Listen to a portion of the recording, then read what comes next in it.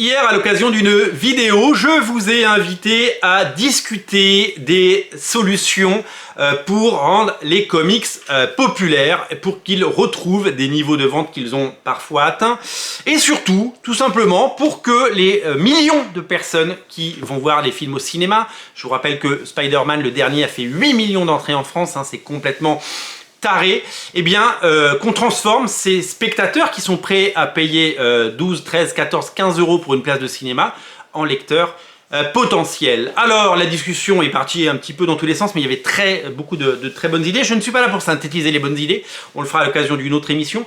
Simplement, là, je vais vous donner mon avis. Il y a eu aussi beaucoup de revendications, ça a été un petit peu le cahier des doléances et c'était très drôle de voir à quel point la discussion a été animée. On a beaucoup parlé du prix des comics notamment, et beaucoup d'entre vous n'ont pas apporté de solution, ont simplement mis le doigt sur les problèmes, ce qui est très bien. On a mis le doigt sur les problèmes, mais il y a eu très peu de solutions finalement. Il n'y a pas de solution miracle. Quelqu'un l'a mis dans les commentaires, il n'y a pas de solution miracle. De toute façon, puisque c'est un travail, il faut éduquer un lecteur, hein, il faut séduire les gens. Et c'est ce qu'il y a de plus difficile dans le commerce ou dans le marketing, c'est séduire les gens. Et c'est toujours très compliqué. Comme je le disais, il y a eu énormément de discussions sur le prix. Tout le monde a dit que tout était trop cher. Mais on le voit sur tous les fils de discussion, sur tous les sujets, sur tous les réseaux sociaux. Le prix, le pouvoir d'achat, c'est un véritable sujet à tout point de vue. Et c'est vrai que le prix peut être un problème, hein. Un omnibus, c'est 80 euros, tout le monde ne peut pas se l'offrir, et surtout pas un jeune et un nouveau lecteur. Le prix est un sujet, mais on ne peut pas dire que tout n'a pas été essayé en termes de prix, puisque vous le savez, il y a les collections Carrefour à 2,99, il y a les comics à 6,99, il y a les comics à 4,99, il y a la collection Urban Nomade. Pour le moment, aucune de ces collections ne s'est imposée, même si ça vend, hein, on peut pas dire que ça vend pas, c'est juste que ça n'a pas révolutionné, c'est-à-dire qu'on n'est pas allé chercher les centaines de milliers de lecteurs de manga, et on n'est pas du tout sur les mêmes succès que Naruto, One Piece, Dragon Ball et tout ce qui cartonne. Donc je vais écarter le problème du prix, et on va parler édito, on va parler qualité, et on va parler de ces sujets qui fâchent. La plus grande qualité des comics, c'est tout simplement sa continuité et son héritage. Les comics, ça fait 90 ans que c'est là, et donc il y a eu énormément d'histoires, énormément de relaunch, énormément de reboot, énormément d'auteurs, énormément de choses comme ça. Et c'est vrai que c'est du coup, de fait, par nature, c'est compliqué de s'y retrouver, parce qu'il y a 1000 versions de Superman, 1000 versions de Batman, 1000 histoires, 1000 auteurs, on n'y comprend rien, et donc ça rend le tout complètement imbitable. De plus, ça ne ressemble pas à ce qu'on voit au cinéma, quand on va avoir un film Batman avec Robert Pattinson, eh bien, quand on arrive en librairie, on n'a pas d'équivalent parce que on ne retrouve pas les mêmes choses, même s'il y a des très bons titres de Batman, et vous le savez parce que vous lisez les comics. De la même façon, quand on va voir un film Avengers, eh bien, si on arrive chez son libraire et qu'on regarde ce qu'ils ont en Avengers, eh bien, c'est compliqué de retrouver la même chose. C'est pas les mêmes costumes, c'est pas les mêmes personnages, c'est pas les mêmes histoires, on n'y comprend rien, et c'est surtout qu'on a l'impression que ce n'est pas fait du tout pour les nouveaux lecteurs, mais c'est simplement pour flatter les vieux lecteurs qui sont là depuis longtemps. Quand on fait revenir des gens comme John Romita Jr. sur Spider-Man, comme c'est le cas aux États-Unis actuellement, ce n'est pas pour aller chercher des nouveaux lecteurs, c'est simplement pour se dire, oh, on va essayer d'aller chercher les lecteurs qui lisaient Spider-Man soit dans les années 90, parce que John Romita Jr. était déjà là, soit dans les années 2000 avec Straczynski. Donc, l'autre problème des comics, c'est que quelqu'un qui lit pas de comics, eh bien, il a rien compris de ce que j'ai dit depuis 3 minutes 56, puisque, évidemment, c'est des noms, des auteurs, des collections, tout ça, c'est du baratin, et tout ça, on ne comprend pas ce qui fait que voilà, tout ça est assez hermétique, et tout ça nous empêche de rentrer dans les comics. Alors, moi, je suis revenu à la base de tout ça, je me suis posé la question, j'ai longtemps réfléchi, et j'ai pris plein de notes sur plusieurs pages, et je vais vous transmettre à peu près le fil de ma pensée. Les comics, c'est un univers fabuleux, flamboyant, riche, ça vous le savez. En revanche, c'est compliqué d'y rentrer. Pourtant, des succès au fil de l'histoire, il y en a eu. Il y a eu les années 90 avec Marvel Comics qui a cartonné, 8 millions d'exemplaires pour X-Men numéro 1, 2 millions d'exemplaires pour X-Force numéro 1, 2,5 millions pour le Spider-Man de Todd McFarlane.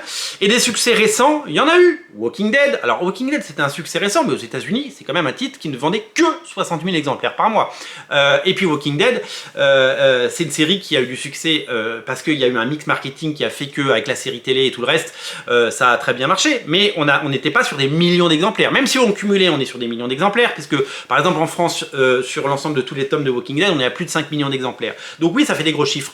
Mais nous ne sommes pas sur quelque chose où la série mensuelle cartonnait. On n'est pas sur les chiffres de vente que nous avons pu connaître.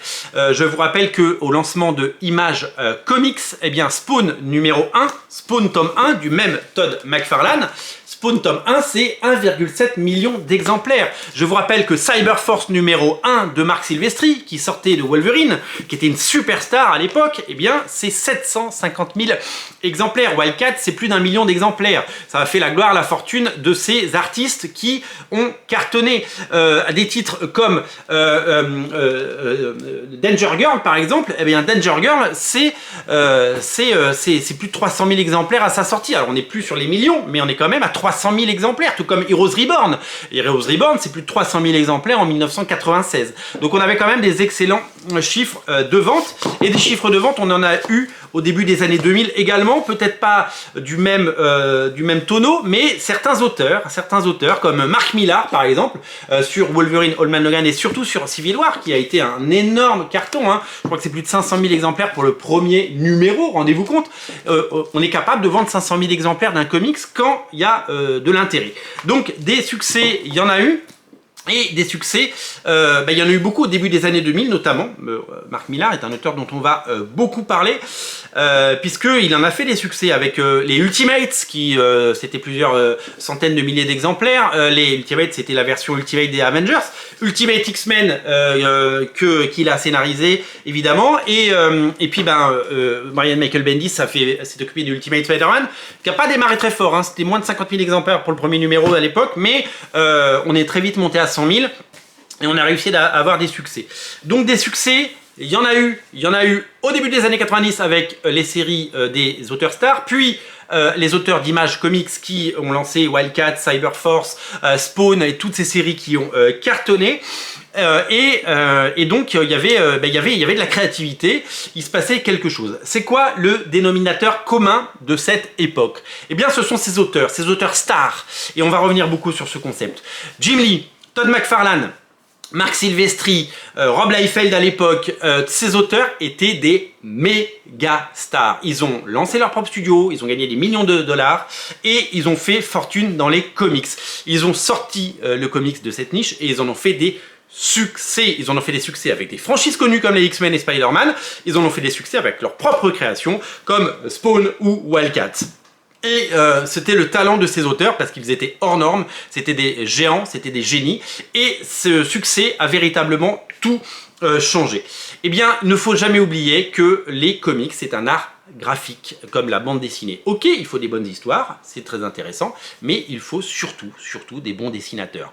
Vous ne ferez jamais un succès avec un dessinateur qui soit n'a pas le niveau, soit n'est pas aussi doué que ça. Et je pense que le travail des éditeurs, le travail des grandes maisons d'édition, c'est avant tout de mettre en avant leurs auteurs et après de les garder. Parce que tous les auteurs de début des années 90 ont claqué la porte de Marvel parce qu'ils n'aimaient pas leurs conditions, qu'ils ne touchaient pas de droits d'auteur et qu'ils étaient mal payés, alors que Marvel vendait des millions de comics.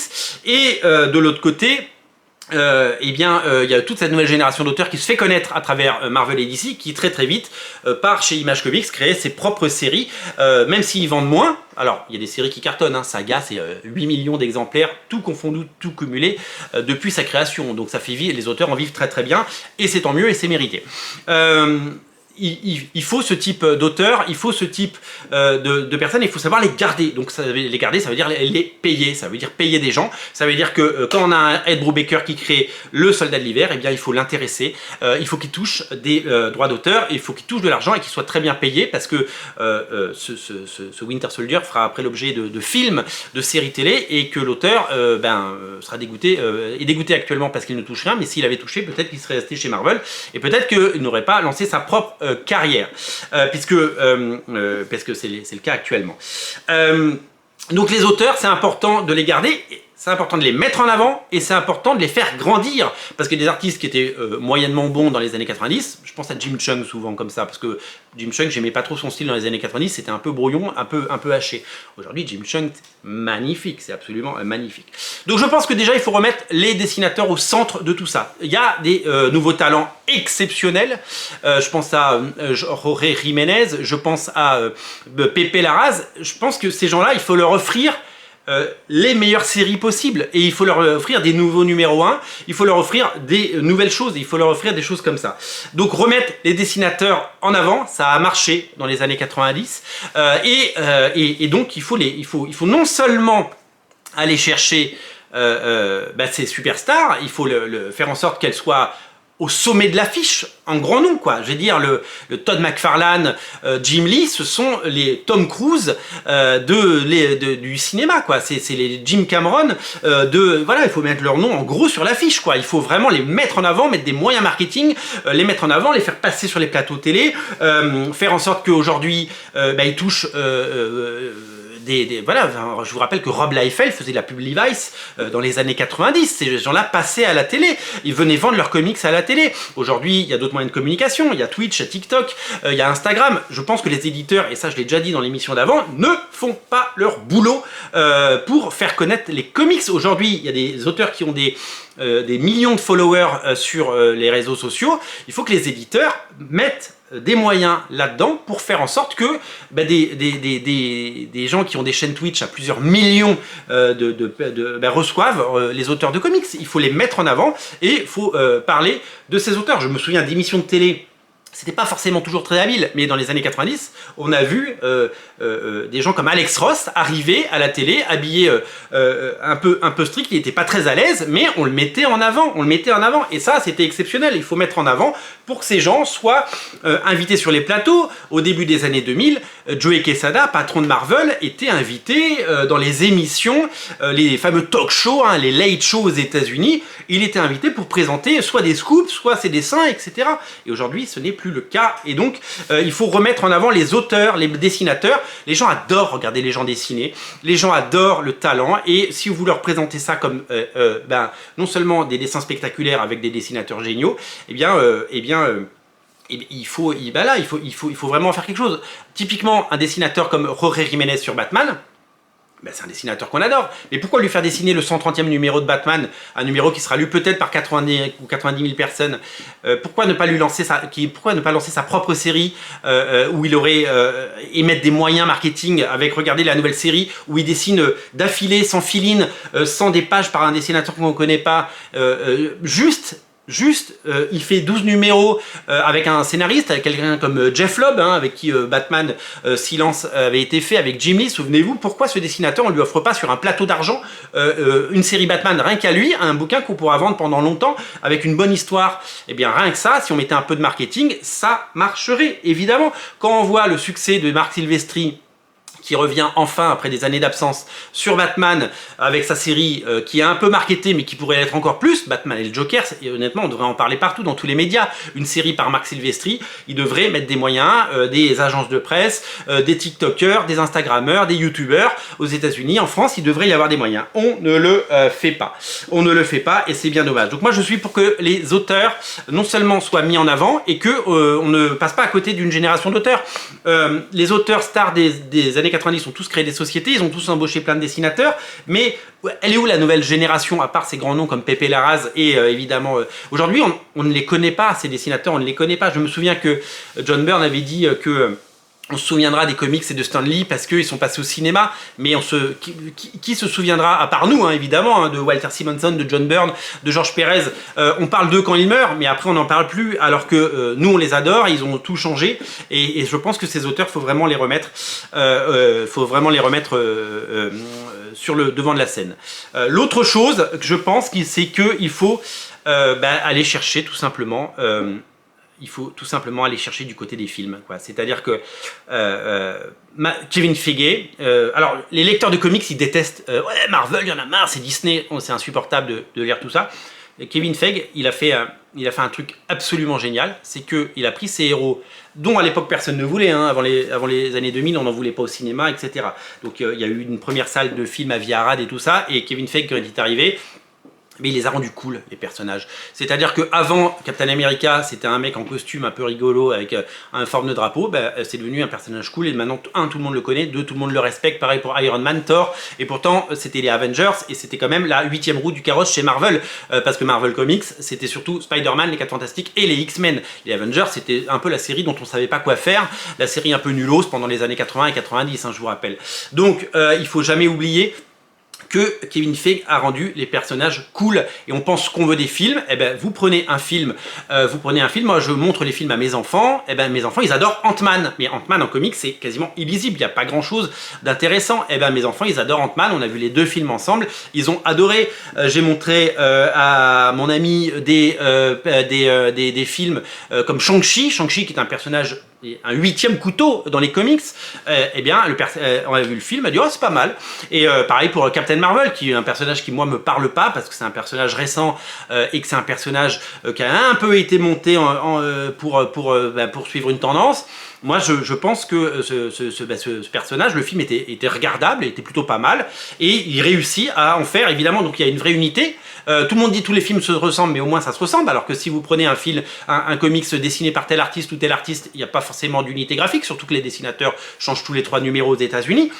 Donc il y a un véritable problème. Donc je pense que les films ont donné le là et qu'il ne faut pas faire des comics qui ressemblent aux films, mais il faut avoir la même rigueur. Il faut avoir la même rigueur dans les dessinateurs, dans les artistes, dans les équipes de créateurs. Moi je le dis toujours, avoir un Civil War par les mêmes artistes, c'est-à-dire que si jamais il y avait eu quelqu'un qui avait remplacé McNiven en cours de route, ou Allman Logan, on savait que c'était très en retard, puisque les derniers numéros ont mis du temps à sortir à l'époque, et bien alors, on s'en fout que ça ait mis du temps à sortir, parce qu'à la fin, on a un bouquin magnifique par les mêmes auteurs. Pareil pour Ultimates volume 1 et 2, il y a 2 fois 13 numéros par Brian Hitch, et ben ça nous donne une unité graphique. Et ben ça c'est des bouquins géniaux, et c'est des bouquins qu'il faut mettre en avant, et c'est des bouquins qu'il faut offrir, parce que la meilleure réponse à quelqu'un qui veut lire du bon Avengers après avoir vu les films Avengers, c'est de lire les Ultimates de Mark Millar et Brian Hitch. Donc ça c'est très important.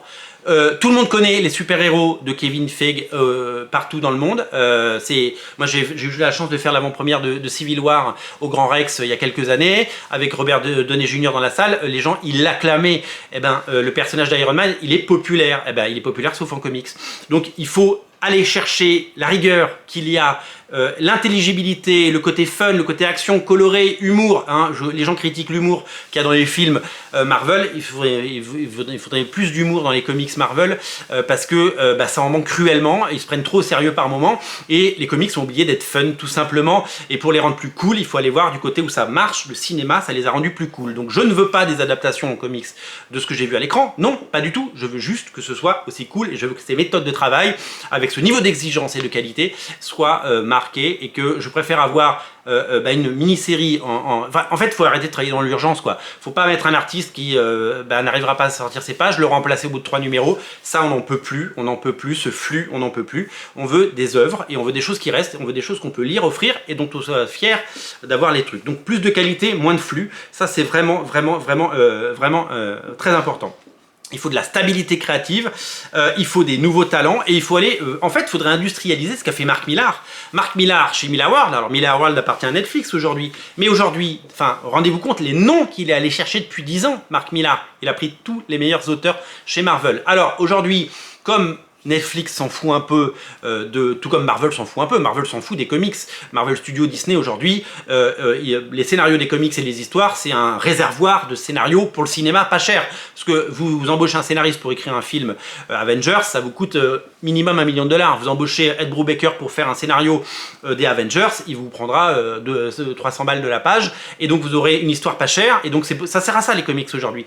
Et Netflix, c'est pareil. Netflix, ils ont racheté Millar World pour le catalogue, pour le nom Mark Millar, mais surtout pour avoir un vivier de scénarios pas chers à adapter. Parce que sinon, c'est vendre 60 000 ou 100 000 exemplaires d'un comics. Netflix, ils s'en foutent. Hein. Ils ont 200 millions d'abonnés qui payent 10 balles tous les mois. Qu'est-ce qu'ils en ont à foutre du format papier? Ils le font parce que c'est un vivier de scénarios et d'histoire. Mark Millar, il aime les comics, donc il continuera toujours à en faire. Jorge Jiménez et Pepe Larraz, il vient de les débaucher, quelle bonne idée. Il avait débauché Greg Capullo, Olivier Coipel, Stuart Timonen, tous les meilleurs artistes sont venus bosser parce que je crois que le chèque est plutôt bon chez Netflix. Netflix paye les auteurs et puis du coup il y a les meilleurs auteurs. Donc ça, si on arrive à l'industrialiser, à avoir les meilleurs auteurs sur des séries populaires, X-Men, Spider-Man, Avengers, mais rendez-vous compte, ce serait fabuleux. Ce serait fabuleux. Moi je pense que c'est important que les artistes qu'on a, les légendes, celles qu'on a depuis 90, qui sont un peu vieillissantes. Malheureusement, vous avez vu, il y en a certains qui nous quittent, comme Carlos Pacheco, mais des gens comme Andy Kubert, Adam Kubert, Chris Bacalo, ils étaient déjà là il y a 20 ans, 30 ans. Elle est où, cette nouvelle génération qui prend le pouvoir, cette nouvelle génération d'auteurs? Alors, il y a ces génies dont j'ai parlé, Jorge Jiménez, Pepe Larraz, il y en a plein d'autres, mais il en faudrait 2 fois, 10 fois plus. Il faut faire monter ces artistes. Où est le nouveau Jim Lee? Il nous faut un nouveau Jim Lee, il nous faut un nouveau Marc Silvestri, il nous faut un nouveau Todd McFarlane. Quelqu'un qui demain montera sa boîte comme l'a fait Marc Millar. Il faut former une nouvelle génération d'artistes, la mettre en avant, la mettre en lumière. Il faut donner le pouvoir aux artistes, il faut donner le pouvoir aux dessinateurs, aux créatifs, et il faut dynamiter tout ça avec la régularité des films et bien entendu la qualité que je réclame, la stabilité créative, bien entendu. Et puis il faut aller rechercher les légendes, il faut aller rechercher les Campbell, il faut aller rechercher les Joey Madureira, il faut les payer ces gens, il faut les faire bosser, les faire payer dans des bonnes conditions, et ils feront les pages tout simplement. Un mec comme Steven Platt, un dessinateur génial qui vendait des centaines de milliers de comics, il a quitté le monde des comics. Il y a des gens qui ont disparu, Travis Charest, il y a même des dessinateurs qu'on adore qui ne font plus que des couvertures, ils font plus d'intérieur parce que, alors que si on les mettait sur un beau projet tous les 2 ans, avec des moyens, ils le feraient. Des gens comme Gary Frank, Jason Fabok, putain Fabok, quel artiste génial, finalement il a pas laissé grand chose dans les comics parce que très vite il est devenu une méga star, il fait plus que des couvertures ou des projets très spéciaux. Moi je rêverais d'une belle série Batman comme il a pu faire, voilà, une fois tous les 2 ans ou tous les 3 ans, une belle série Batman. Des gens comme Travis Charest, alors il revient, Travis Charest, il va faire un numéro d'une nouvelle série par Marc Millar, tant mieux. Il faut remettre ces gens au boulot et il faut remettre ces gens au travail, et ils vont donner envie aux nouveaux artistes de venir faire des comics, parce qu'aujourd'hui, Madureira ou Stephen Platt, ils bossent pour le cinéma, ils bossent pour les jeux vidéo, parce que là ça paye. Si vous mettez des moyens dans les comics, les gens répondront présent, quoi. Donc je pense qu'il faut véritablement faire revenir les stars, il faut faire monter une nouvelle génération d'artistes, il faut mettre des moyens, il faut les faire passer dans les nouveaux médias, et il faut rendre les comics cool. Il nous faut des séries peut-être plus courtes, moins de flux, moins de séries régulières, mais il nous faut des séries qui nous donnent envie de lire des comics, des séries qui nous donnent envie de nous régaler, des séries tout simplement fabuleuses et géniales. Il nous faut des... Moi je pense, j'en suis intimement persuadé, il nous faut une nouvelle gamme Ultimate. Alors, il ne faut pas que ça s'appelle Ultimate, hein. Il ne faut pas refaire les mêmes choses, il ne faut pas forcément refaire les mêmes bouquins, mais demain, vous lancez un X-Men numéro 1, juste X-Men numéro 1, une mini-série, un truc qui est prévu pour 12 numéros, vous commencez à travailler 6 à 8 mois en amont, vous faites travailler les artistes, le scénariste, etc. Il faut refaire venir, on parlait de faire venir des dessinateurs, il faut faire revenir des auteurs. Il faut des auteurs qui savent écrire pour un grand public. Je pense à des gens comme Brubaker, des gens comme Brian Kevogan, des gens comme Marc Millar. Je pense que les artistes comme les scénaristes comme Grant Morrison, Jonathan Hickman, Matt Fraction, ce sont des gens qui écrivent pour les lecteurs de comics, et qui écrivent un peu pour eux aussi, mais qui n'ont pas cette vision grand public. Regardez le nombre de comics grand public qu'a fait Marc Millar. Enfin, c'est taré. Marc Millar, alors ok, il bosse pour Netflix et il va continuer à le faire pendant de nombreuses années, mais pourquoi pas ne faire émerger un nouveau Marc Millar? Il est où le nouveau Marc Millar depuis plus de 20 ans? On attend. Faut arrêter avec tous ces scénaristes, là, les Charles Soule et tous ces gens-là, qui n'ont pas forcément le talent et qui n'ont pas ce génie, cette petite étincelle créative qui fait qu'on a envie de lire ces comics.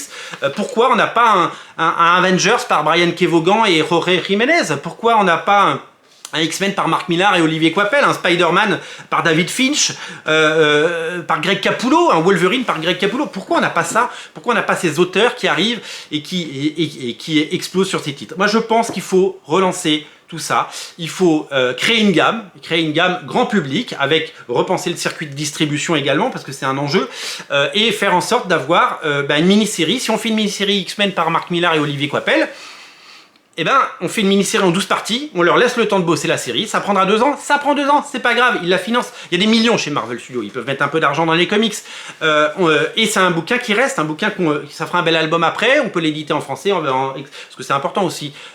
Si on veut que les comics soient populaires en France, il faut qu'ils soient populaires aux États-Unis. C'est-à-dire qu'il faut que l'étincelle vienne des États-Unis, que Marvel donne le là, et que Panini, qui édite ensuite le travail, il adapte un public français. Il faut qu'il se passe quelque chose. Voilà, il faut qu'il y ait des grands noms.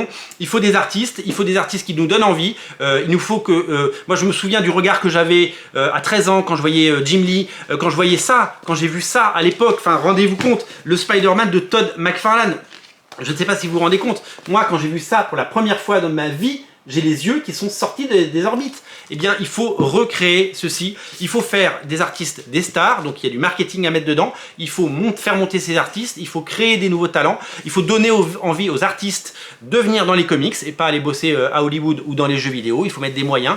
Et il faut tout simplement nous proposer des comics qu'on comprend, des comics qu'on peut faire lire à des gens qui ne lisent pas de comics, des histoires qu'on peut montrer. Aujourd'hui, moi, je dis aux gens, il faut lire Ultimate X-Men parce que c'est le meilleur point d'entrée pour découvrir les X-Men, mais bon, ça va faire peur à plus d'un, quoi. 80 balles, plus de 800 pages. Les gens, ils vont dire non, c'est pas possible. Et il faudra un équivalent d'un Deluxe, une série en 12 parties, voilà, 12 numéros, ou ce que fait Marc Silvestri actuellement sur les X-Men. Il faut ce genre de choses. Il faut des projets comme ça, ou des projets qu'on peut vendre pendant longtemps, et il faut les multiplier, ce qui fait que ça continuera à nourrir le circuit de distribution. Et il faut des grands noms, il faut faire revenir des artistes, il faut faire revenir des gens comme Steve McNiven, qui sont des stars, des gens comme Joe Madureira, des gens comme Steven Platt, des gens comme McFarlane, Jim Lee, Greg Capullo, tous ces gens qui nous ont fait rêver, David Finch, tous ces gens qui ont vendu beaucoup de comics et qui se sont mis en sourdine et qui profitent tous d'un système parce qu'ils font des couvertures qui prennent beaucoup d'argent, ils vendent les originaux en convention, ils font des commissions et ils en vivent très bien. Ils vivent mieux à faire des commissions. C'est des gens comme John Byrne vit depuis 10 ans en faisant des commissions, il fait des dessins qui facturent 5000 $. Et il dessine plus. Alors, on ne demande pas à John Byrne de revenir dessiner des comics mensuels. Il a tout prouvé, il a tout fait, il est génial. Mais il faut aller, il faut que les artistes nous fassent rêver. Voilà, il faut faire rêver le lecteur et il faut utiliser les méthodes d'Hollywood, les méthodes de Kevin Feige, des Marvel Studios, pour rendre les comics. Je veux dire, comment on arrive à rendre Iron Man cool avec le film Iron Man 1, et depuis 15 ans maintenant, tout le monde ne parle que de Robert Downey Jr. Et si un jour il décide de le remplacer pour faire un reboot au cinéma, les gens vont gueuler, parce que les gens gueulent tout le temps, hein, dès qu'on change le Superman, dès qu'on change le Batman, hein, les gens ont gueulé quand Ben Affleck est arrivé, et les gens ont pleuré quand Ben Affleck est parti. Donc finalement, dans le rôle de Batman. Donc finalement, si vous voulez, tout ça c'est très bizarre, et tout ça c'est très... c'est très bizarre. Donc moi j'ai bien envie de faire un truc assez cool. Je ferai une autre vidéo si j'étais éditeur en chef de Marvel, qui je mettrais avec genre budget illimité, quoi. Et là ce serait cool, on pourrait s'amuser, on pourrait avoir des Pepe Larraz sur Avengers, ou des Pepe Larraz sur Spider-Man, je sais pas, que sais-je, sur des séries cool. Voilà, en tout cas des talents, il n'en manque pas, hein. Quand je vois le nombre de nouveaux dessinateurs qui arrivent et qui dessinent des séries, il y a une série Black Cat et Mary Jane, là je n'ai pas le nom du dessinateur en tête, mais elle est super bien dessinée. C'est un mec qui s'inspire du dessin de Pepe Larraz, justement. On a l'impression que c'est Pepe Larraz, c'est pas lui, mais on connaît pas son nom. Putain, il faut les mettre en avant, ces mecs-là, et il faut les laisser créer des choses, et il faut les laisser créer évidemment voilà. Donc moi je milite pour pour un reboot avec des grands noms, une série All-Star, quoi, avec que des stars du dessin et du scénario, des scénaristes intelligibles comme Mark Millar, Brubaker ou Brian Kevogan, ou une nouvelle génération de ce type d'auteur, faire revenir les grandes stars. Quand on voit que Capullo et McFarlane reviennent sur Spawn Batman et que c'est le premier comics, la meilleure vente, eh ben, ça veut dire qu'il y a une envie, hein, il y a une envie de McFarlane, il y a une envie de Capullo, il y a une envie de Batman, il y a une envie de Spawn. Maintenant, il faut des nouvelles créations, il faut des nouveaux auteurs, et il faut des moyens pour faire tout ça. Voilà, j'espère avoir apporté quelques lumières. Et on continue le combat, évidemment, pour faire en sorte que les comics continuent à nous régaler. Et en attendant, je vous invite à toujours prendre vos omnibus sur Original Comics, et à échanger surtout, et à nous donner vos points de vue dans les descriptifs de la vidéo. Faites évidemment, allez-y, je vous invite à cliquer, et je vous invite à laisser un commentaire pour me donner votre avis. Salut!